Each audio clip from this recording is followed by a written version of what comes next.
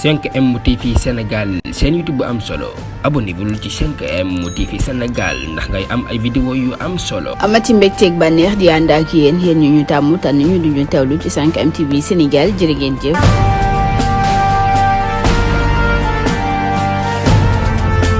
mbokk yi siifuru 5M TV Sénégal dal leen ak jàmm ci xibaar beneen pelante daan nay tegu ci ndodd Ousmane Sonko njiital Pastef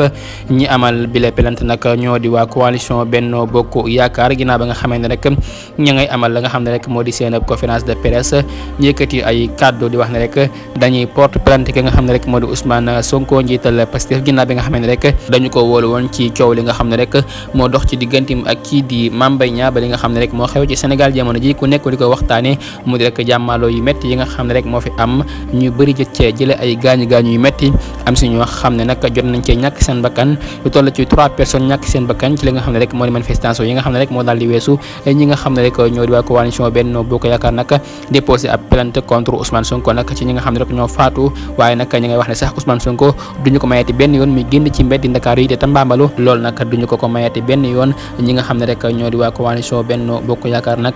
seen conférence de presse bi nga xam ne rek ñu ngi ko doon def daal yëkkati ay kàddu yu tàng jër di ko jëmee ci ka nga xam ne rek mooy Ousmane Sonko njiital Pastef fas yéene déposé ab plainte teg ko ci ndodd Ousmane Sonko ñu àddu wax ci beneen xibaar ka nga xam ne rek